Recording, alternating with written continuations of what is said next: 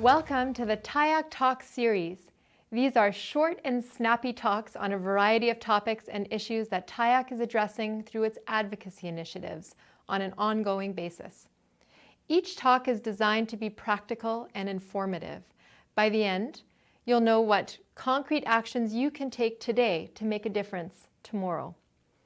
You'll hear success stories about organizations that are doing things right and how to keep the conversation going after the event. Vous entendrez dans les causeries sous peu des histoires de réussite concernant des organisations qui ont pris des bonnes décisions et sur la façon de poursuivre la conversation après l'événement. Au Canada, le secteur du tourisme emploie une personne sur 10. Nous pouvons contribuer au changement. Our tourism sector employs 1 in 10 Canadians. We can make a difference. So let's get these talks started.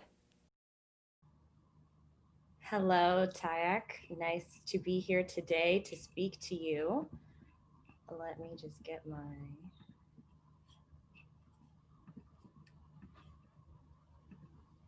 presentation out. All right. Again, I am so excited to be here to talk to you today about Canada's role in addressing race in the travel and tourism industry. I will start with a brief introduction. My name is Gabrielle Beckford,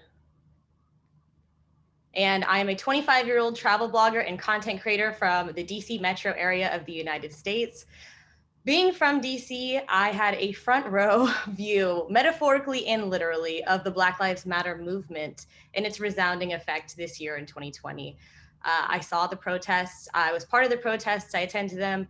I felt the anger and hopelessness of George Floyd's murder this year, and it catalyzed a lot of change and talk about racial reality and representation. And in my space, the travel industry is no different. We saw the Black Lives Matter movement quickly move globally, of course, even to Canada. And that's because there's a bubbling need. There was a need for this conversation, a low resonating necessity to have these conversations globally. So in that same month, the same week, really, I helped co-found the Black Travel Alliance, along with 17 other Black travel creators, to bring the Black Lives Matter movement into our worlds. We established our core pillars of alliance, amplification, and accountability. And today I'm here to implement the latter two, amplification and accountability. First, I'd like to start off talking about the world's view of Canada. I hope many of you would agree that, and as American, my perspective is that Canada is considered kind of a utopia. Everyone is nice. Canadians are so polite, all of that, right? That's the general consensus we hear about Canada. And that's the great PR you guys have, that it's such a great place to be. And I as an American, as I say, as a neighbor, we think that we're always talking about jumping over to Canada, how to meet nice people and have a great time. But we know that this isn't completely true, that it's a utopia, that it's perfect. Canada is not perfect. And when it comes to the travel and tourism industry, I think that it's important to recognize that.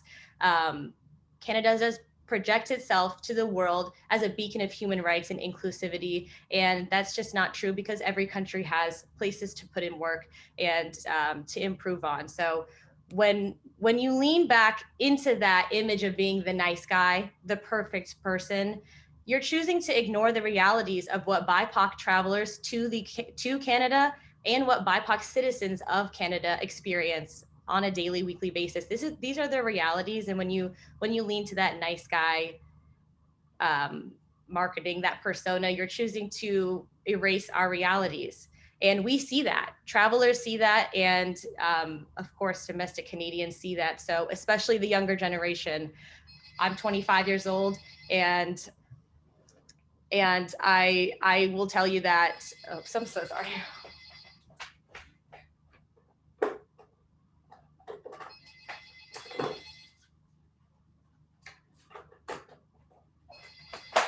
Oh my God.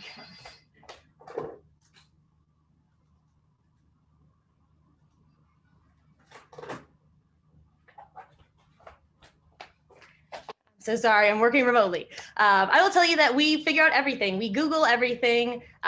Social media tells us everything. The truth will come out. And what my suggestion is to Canada and tourism boards and tourism brands is that you get ahead of it and you start with saying, instead of saying, yes, we're perfect, yes, we have everything's nice, come to Canada, it's getting ahead of that message and saying that we know that there's work to be done. That's the topic of this talk. There's work to be done. Here's what we're doing. Just getting ahead of the truth before we get to it is what's going to set you apart, as they're proactive. They really sincerely care. They have authentic motives to helping us to feel safe and to feel welcome to your tourism destinations. So getting ahead of that message, being authentic, and saying there's no such thing as perfect, and we acknowledge that, and we are willing to put in the work to do that. And we'll get into more actionable steps on how to do that right here in a second. So let's do an exercise. Just feel free to reflect in yourself, take notes, and answer these questions. Before you came to this conference about travel, about tourism in Canada, did you check to see how many Black speakers would attend this event or be speaking at this event? How about women? How about Indigenous peoples? Queer, non-binary, disabled? Was that something that was at the forefront of your mind when you chose to invest and promote this conference? I'll tell you that it was in the forefront of mine. If I can look into this conference and make sure that there is enough representation to feel equitable, to feel just, to feel like the conversations being held here will include a perspective like mine and like my marginalized counterpoints, that's definitely something you can do. And as tourism boards that work together to represent the whole image of Canada, checking each other, checking in with each other, and making sure that you're aligned in your diversity and inclusion, again, before we even have to send that email or make that step, is the best thing that you can do for yourselves. So think about that. Is that something that was at the front of your mind? Diversity and inclusion is important to you, but was that something that you check in with before you associate yourself with a brand, with a tourism board, with any other companies? Are they aligned in your thinking about diversity and inclusion? And moving on to other actionable steps, acknowledge, like I said in previous slides, acknowledge it. We know it's true. There's work to be done. That's okay. There's work to be done for all of us. So if we can acknowledge it, accept it, and ask. That's a huge point that I think can be missed, is that diversity and inclusion is important. Let's Google it, let's talk about it, let's have these conversations, but are the people that are affected by these discussions in the room with you? Are you advocating for Black, Indigenous, disabled, queer, marginalized people to be in the room and sharing their stories themselves, not being spoken for or researched or analyzed or surveyed? Are they in the room with you? And if they're not, please invite them to be in the room. I guarantee you that you have coworkers, you have constituents, you have people who want to tell their stories but may not feel like they're in a position of power to raise their hand and speak up for themselves. So please open yourselves up and ask. You have to lead the charge. Ask them for their insights. Second, leverage your position and power. This goes into the point that I just made, to help people empower themselves with suppliers, like working with BIPOC-owned suppliers, giving scholarships, shadowing, just empowering the community and the constituents that you want to visit and to be part of Canadian travel and tourism, to have that power to do that. Hiring Black talent, making sure that you're not just hiring Black influencers on a one-off basis. This is a huge thing that Black Travel Alliance is an advocate for, is making sure that it's just not a Black square. It's not just a one-off occasion. It's that this is continued investment into the marginalized communities in your area and showing people that over time that you really care. Mentoring, investing, representation, always, marketing can always be more diverse. And I understand that the Canadian market is different than the United States market.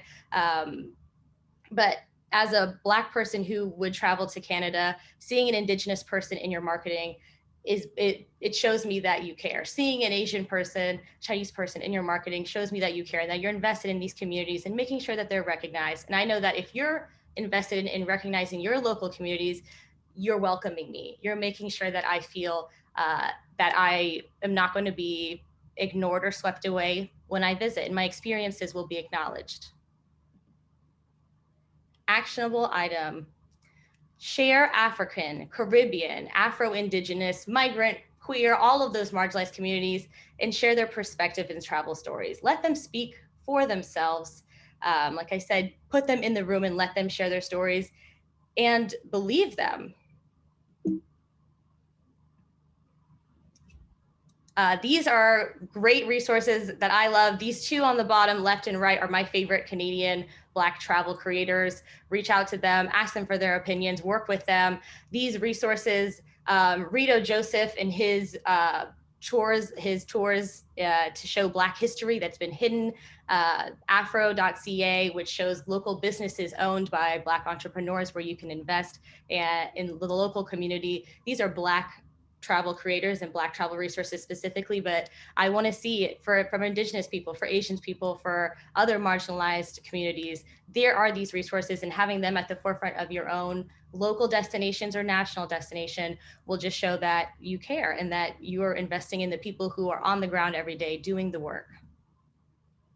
Action number 4, amplifying BIPOC voices. Of course, we've said that. Don't speak for them.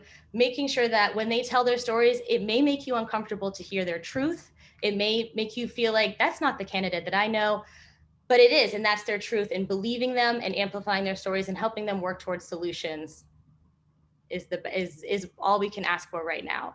And the last step, my last action point today, making it publicly known every day that you want to be part of the change. Like I said, not just a Black square, not just when it's trendy, not just when it's the topic of the day, every day with systemic and policy changes, making sure that you're making long-term changes. And I want to leave you with this quote: "Never doubt that a small group of thoughtful, committed citizens can change the world. Indeed, it's the only thing that ever has." And I think that the drops in the ocean make the biggest wave, that all of that is true, that the small, minute, personal actions that we take every single day help us change our reality. And it can help change the face of Canadian tourism. You will not be perfect. Canada is not perfect. We need to let that image go. Mistakes will be made, apologies will be made, and that's okay. As long as the commitment to start and do the work is today, Canada can be known, as much as it's known for being the nice guy, can be known as the most adamant, hardworking, visibly hardworking person to be better, kinder, and more inclusive in its travel and tourism industry. Travel itself is about learning and about experiencing and understanding other people that are different from us.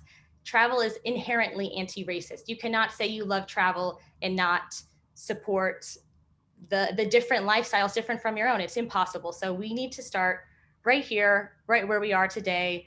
Thank you so much for listening in, and I'm happy to have this conversation with Canada and its tourism boards. Thank you for joining us for this TIAC talk. The team at TIAC has worked hard to create a program that delivers ideas, solutions, and tools to help you navigate the pandemic and road to recovery. At TIAC, the focus is on ensuring there is a vibrant and successful visitor economy post-COVID-19, and we can't do it without you. Please visit TIAC's virtual booth to become a member and support their efforts.